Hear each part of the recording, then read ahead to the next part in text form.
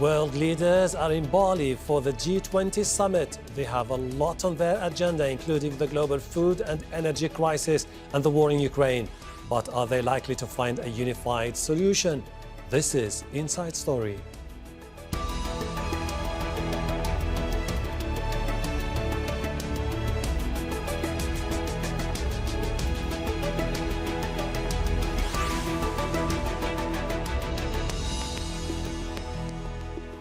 Hello, welcome to the program. I'm Hashem Ahelbarra. The G20 summit is underway on the Indonesian island of Bali. Leaders from around the world are hoping to get a consensus on a wide range of issues affecting billions of people, and the post-pandemic global economy is top of their agenda. But tensions about Russia's war in Ukraine have taken center stage, with the majority of members strongly condemning the military action. Russia's foreign ministry says the summit is not a place to discuss security issues and the world's economic challenges should be prioritized. So will there be a unified action? We'll bring in our guests in a moment. First, this report from our diplomatic editor, James Bays, who is at the summit in Bali. G20 summits take place every single year, but this is a most unusual one given the circumstances of the war in Ukraine, and it's been most difficult for the organisers Indonesia. In fact, many months ago, I remember speaking to an Indonesian diplomat who was worrying about exactly how they were going to choreograph this summit, and that's because one of the members of the G20 is Russia, the country that invaded Ukraine. One of the things they normally have at a summit like this is known as the family photo, when all the leaders smile for the cameras. Well, that's been abandoned at this particular meeting because there's no family feeling here and no one felt like a photo. We certainly don't have all of the normal participants here. That's because President Putin decided not to attend the G20 and to send in his place Sergey Lavrov, his foreign minister, but he is cutting his visit here to the G20 short and not attending the last day of the summit. President Zelensky of Ukraine was invited by Indonesia to be a guest participant. He too has decided not to come to this summit because he says he has to be at home at a time when his country is under attack, and he hasn't left Ukraine since the start of the war. But he did address the G20 by video link, making his point that his country does not want to do another peace deal with Russia until Russia's pulled all of its forces out of Ukraine. This is James Bays in Bali for Inside Story.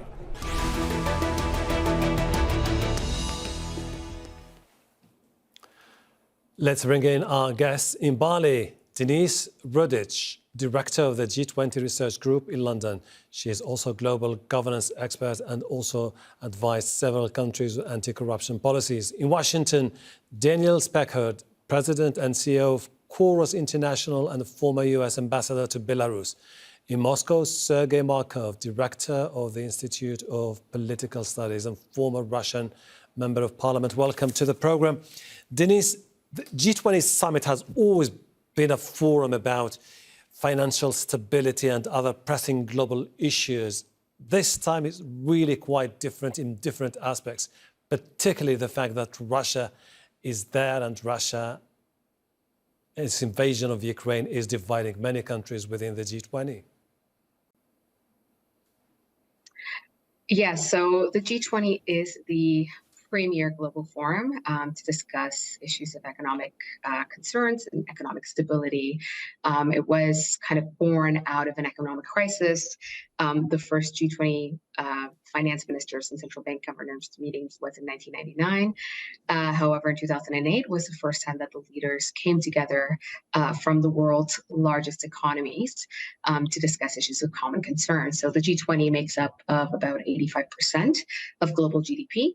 75% of world exports are generated by G20 countries, and and they make up 2/3 of the world's population. So that said, it has sometimes specifically on the sidelines, there are bilateral meetings or trilateral meetings, etc. And then there do tend to be some kind of the side statements that tend to be issued or that may have been issued condemning different countries or addressing some of the geopolitical issues of the day.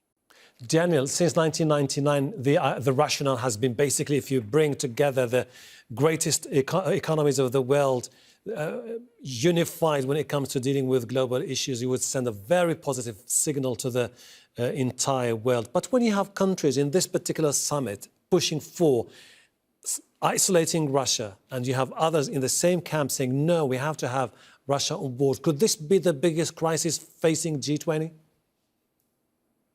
No, I don't think so. I mean, this is part of international affairs and diplomacy. These things go up and down. The G20 has a strong reason for existence in the context of getting these other voices to tables that there aren't a place for, right? We need voices like Indonesia and Brazil and Saudi Arabia and Turkey and Australia at these tables. So it's really important that this continues. At the same time, when international events like this are happening that are capturing really global attention for good reason, right? We have a nuclear power here that has said that they haven't taken off the issue of using nuclear weapons. That's going to draw a lot of international attention on the security side, and it sometimes overwhelms these economic issues. But I don't think we have to worry about the future of the G20. Okay, Sergey, the Russian Foreign Minister, Sergey Lavrov, I said this is not a place to discuss some of the security issues, particularly I think he was referring to the war in Ukraine. What is Russia's biggest concern when it comes to this summit in particular? Because you get the sense that the Russians are really concerned about the final communique. No, Russia has no concern. Russia has been concerned about some possible terrorist attack against President Vladimir Putin. Because we know that now it could be very much realistic. And we know that United States and British intelligence service, they use terrorist attack. For example, they terrorist attack against gas pipeline and nuclear terrorism, which is conducted by Kiev repressive regime against Zaporozhye atomic power station during 3 months. And you know, this information campaign of demonization of Vladimir Putin in all Western controlled media globally. And it was concern, it was the main reason why Vladimir Putin decided not to go to this G20 summit. As about resolution, we was absolutely sure that now G20 is divided on the West and non-West. And the number of non-Western countries just bigger than Western countries. That's why we were sure that there was no bad negative words about Russia in this resolution. Finally, the compromise was that now it's some sentence that some of the countries accused Russia and some of the countries has alternative position over this issue. It's normal. We have no so much big concern about this. But the split between West and non-West is the main result of this G20 summit. Okay, Denisse, China and Brazil in particular opposed to any steps to be taken against Russia. China's stance when it comes to the war in Ukraine has been widely seen as a sign of the eroding relations between the United States of America and China. What are the expectations as far as the summit are concerned against the backdrop of this political divide? So yesterday, President Biden and President Xi Jinping had a 3-hour bilateral. So this is the first time that the US and China have met in 5 years. And what was, I will say, extraordinary was the tone of the meeting. It was incredibly conciliatory. The language used was it was positive. It looked like they were creating bridges. They created a mechanism whereby, before an issue escalated into a crisis, they were going to make sure that the individuals with the right level of seniority, or they've indicated that they will make sure that the individuals with the right level of seniority are involved before there is another crisis. In terms of whether there will be a final communique, or whether there will be agreement on every single, particularly geopolitical issues. There, definitely might be challenging. What Indonesia has done, which is fantastic, is created a theme whereby they, the summit theme for this year is. It's all about unity. It's about coming together. Mm-hmm. It's about making sure that we all recover stronger together. They picked, kind of overarching topics that are of interest to every single country at the summit. Global health infrastructure and global health architecture, mm-hmm. Digital transformation, just energy transition, and sustainable energy transition. So these are all things that the countries, regardless of, whether you're east, west, and at what particular level of economic development you are, we can all, we would hope that we can all agree with to find common ground for the common good. Okay, Daniel, can you help us navigate through the very complex landscape of the G20? Because this is a summit that was supposed to tackle those issues that we spoke about, which is basically the post-COVID-19 economic order, the war in Ukraine. But then you have the bilateral meetings. Biden met with Chinese Xi Jinping amid growing U.S. concern about China's growing global clout. Two separate things here. Which one is the top priority for the United States of America? War in Ukraine or China's growing role? Well, I think a country like the United States is going to have multiple top priorities, and China certainly is an equal priority to the issues going on in Eurasia. At the same time, when you start talking about insecurity related to potential nuclear weapons, as I mentioned earlier, that grabs your immediate attention. But I like what Denisse was saying here. Right? These G20 meetings are more than just the communique. They're more than just what the collective is talking about. They are about these bilaterals. They are about a lot of opportunities for world leaders to get outside their countries and to talk to other world leaders and to get a different perspective. And that's why, again, the G20 brings more of these leaders to the table, allows them to see the world in a different perspective. So for me, what's really important about this summit is these meetings between the Chinese and the Americans, which haven't happened in a long time, also between Australia and China. The opportunity to have these discussions in a bilateral context. And then these leaders go back to their countries where they're overwhelmed by their domestic issues and politics and economics, but they come back with a worldview. And while they may not be able to tackle all those issues, Denisse said, in a way that brings consensus, makes us all feel warm and fuzzy, I can say that these meetings usually have an important impact on turning eyes towards international affairs in a way that is powerful over time. Sergey, in the past, such meetings were an opportunity for Russian leaders to showcase their growing geopolitical influence. But they seem to be more and more isolated. You said earlier Russia is not really concerned, but when you see that each time there is a gathering, you feel like that the Russian officials are struggling to try to press ahead with their own narrative, particularly when it comes to the war in Ukraine.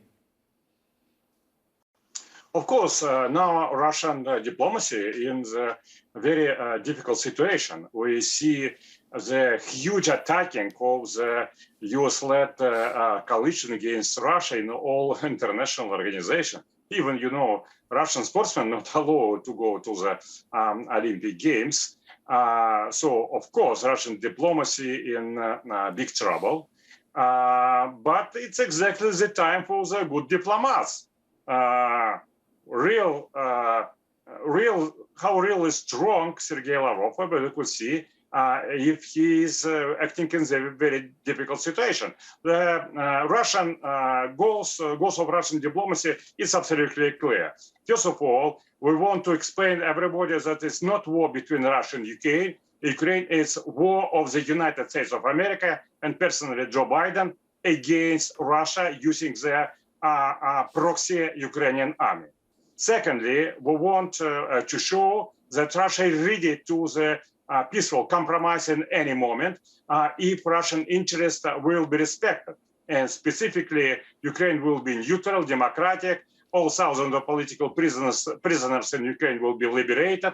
Russian language, which is language of the 70% of the population of Ukraine will get official status, and all terrorist groups, including neo-Nazi groups, should be prohibited. If this will be disrespected, demands Russia can easily go to the peaceful negotiation. Another important goal for Russian diplomacy is a new direction for Russian economy, because Russia imported a lot of goods from the European Union countries. Now, because sanctions is impossible, Russia needs to build much more intensive economic relations with non-Western countries. And Lavrov did it. Okay. Denisse, do you think this could be a moment when all the parties are trying to look and see whether what is happening in the Ukraine, the Chinese-American rivalry, could somehow create new political realignments within the G20? Could we see a consolidated Russian, Chinese, Brazilian axis as opposed to the axis led by the United States of America?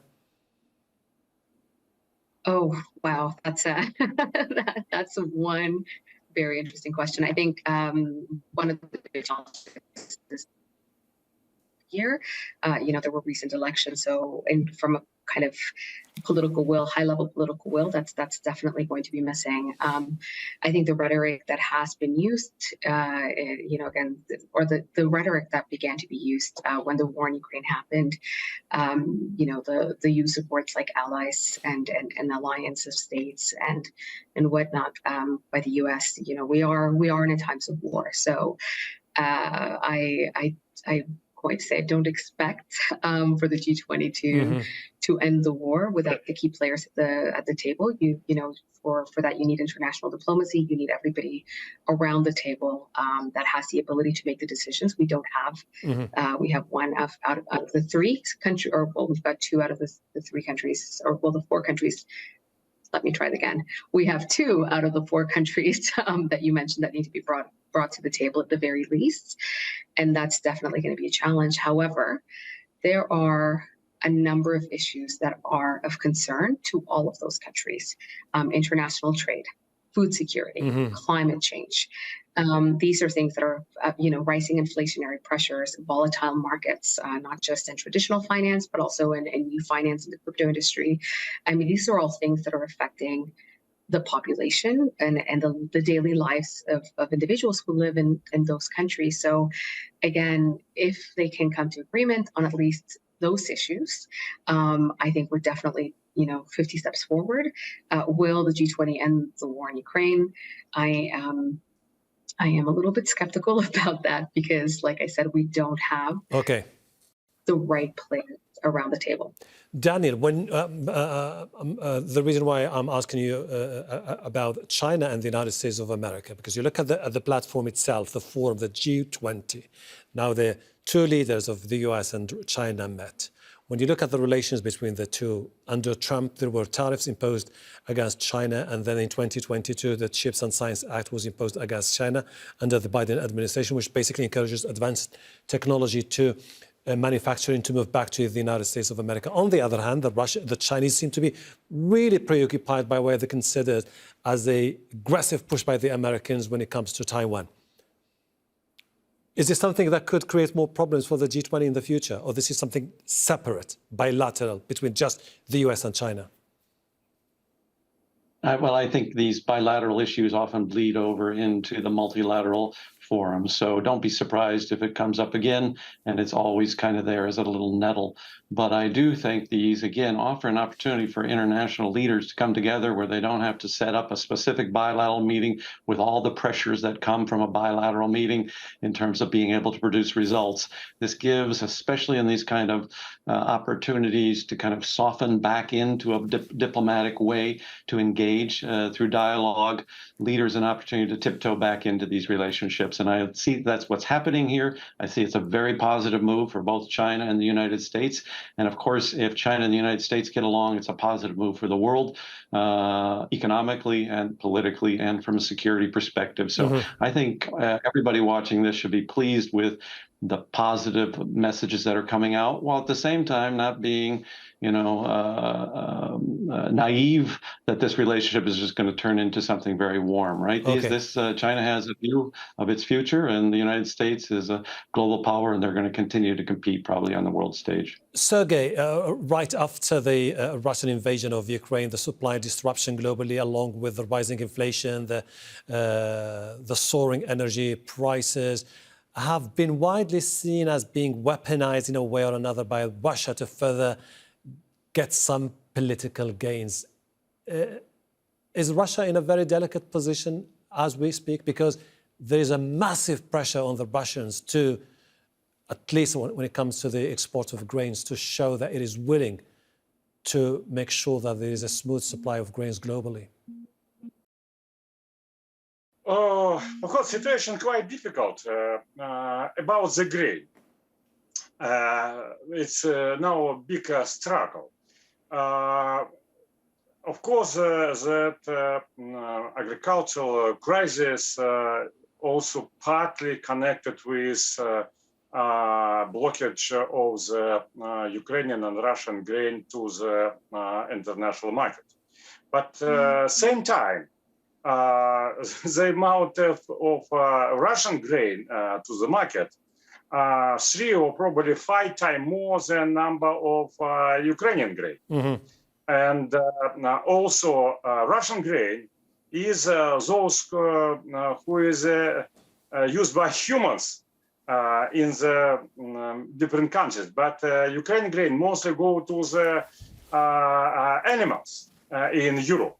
And so there was some pressure from all the countries to Russia, and Russia agreed to deblockade Odessa and Nikolaev ports for the Ukrainian grain. Okay. But it was part of the grain deal, and the Russian grain should go to the international market as well. It's profitable for Russia. But Western countries, as you may know, they violated almost all agreements. It's that's why we have diplomatic crisis globally. All right. And Russia insisting that Western countries should follow their promises and to stop blockage of the Russian grain access to the global market. Let's move forward because I have a few other angles to cover with you, if you don't mind. Denisse, shortly, if you don't mind. This is a moment when the world is looking forward to reopen borders, lift COVID-related restrictions, when you have the G20, which represents something like 80% of the GDP, struggling, divided. Is there any optimism in the air that we're likely to see some string of economic decisions to be made to make the world a better place to live in? I sure hope so. Particularly, we're looking at some decisions that are going to be made around global taxation reform. I think we're going to be looking at more funding being put forward for the Just Energy Transition Partnership, looking at new forms of financing, including sustainable models and new partnerships that are being elevated. And I definitely we're looking forward to, or at least I'm personally looking forward to some work being done around the space of anti-corruption and beneficial ownership transparency, which I know doesn't sound that impactful, but given that corruption accounts for $3 trillion, it could have massive impact, and then that funding could be used for something else. Daniel, authoritarianism, which is on the rise, climate change, poverty, landing to those who are distressed economically, seem to be now on the back burner, given the fact that there is this massive focus on the war in Ukraine and the rivalry between the United States of America and China. Are we likely to see those issues just relegated to the back burner for years and years to come? No, I don't think so. I mean, I don't think this is going to stay at this level of attention forever. So you're going to see some sorts of progress in Ukraine, one way or the other, on the diplomatic or military front. And that is going to find some room again for the economic issues, the environmental issues, and other issues to take their place. The reality is Ukraine actually is very impactful on the global economy, on food to many other countries, creating a food crisis in terms of both the quantities as well as the pricings for many of these countries and your listeners. So the reality is Ukraine does need to get addressed. And actually, if Ukraine gets addressed, you're going to see improvement in the economic issues and allow us to actually turn back to environmental issues, which are affecting so many countries. I really appreciate your insight. Looking forward to talking to you in the near future about this story and many other topics. Denisse, Rudich, Daniel Speckhard, Sergey, Markov, thank you very much. And thank you too for watching. You can see the program again anytime by visiting our website, aljazeera.com, for further discussion. Go to our Facebook page. That's facebook.com/AJ Inside Story. You can also join the conversation on Twitter. Our handle is @AJ Inside Story. From me, Hashem, Ahelbarra, and the entire team here in Doha. Bye for now.